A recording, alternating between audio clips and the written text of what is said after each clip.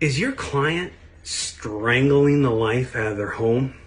In today's episode, our very first episode of Tips for Realtors, we're going to be discussing roof ridge vents and soffit vents, adding additional insulation, and the ability of your client's home to breathe. That's right, homes breathe. So your ridge vent that runs along the very top of the roof line, and then the soffit vents, which are underneath the roof, running around the perimeter of the home, allow air to pass into and back out of the attic space, helping to keep it dry. And it's vitally important that you manage water in a home. Almost every system of a home is mitigating or moving water in some fashion, from the roof all the way down to traps underneath the sink. So it's important that we keep this attic space dry. Why? Well, there's a couple of reasons why. If your attic space isn't properly breathing and dry, it can cut the serviceable life of your roof in half. That's a roof that could last potentially 30 years, that's going to last 15. Having that wet, hot, dense, static air just making a muck inside this attic space. It's destroying the sheathing that the roof sits on top of. It's destroying the shingles, because the shingles are getting beat with sun all day long. And if they're wet from a storm, they're not able to dry properly, because they need to be able to dry from the bottom and the top. So it's just beating them up, and it's destroying your fasteners too, because it's holding water on those galvanized fasteners for longer than they should. And it just causes massive problems. You don't want that for your client.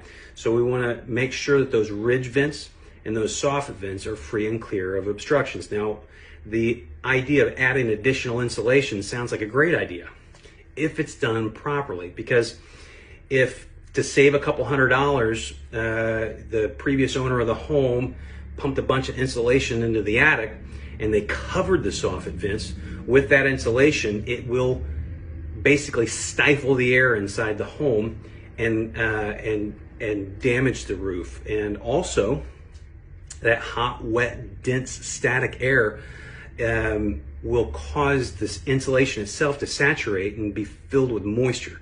Now, wet insulation doesn't insulate. I mean, it doesn't function at all.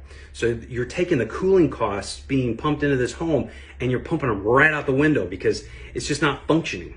So you want that attic, dry, unfinished space to stay dry, and you want air to be able to move in and out of that freely through those unobstructed soffit and ridge vents.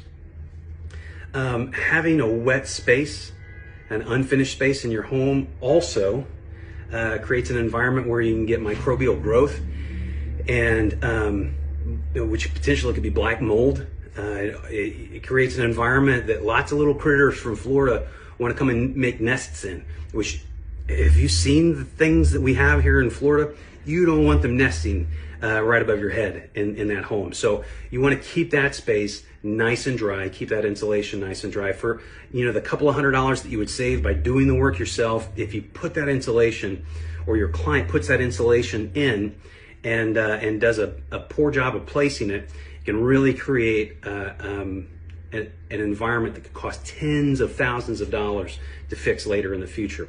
So we want to advise our clients to always reach out to and use skilled and competent and licensed and insured contractors or technicians to do this stuff for them, so that it takes the liability off your client and places it on a company that's skilled to be able to do that job. So you guys have a great day. Thanks for watching, and we'll see you soon.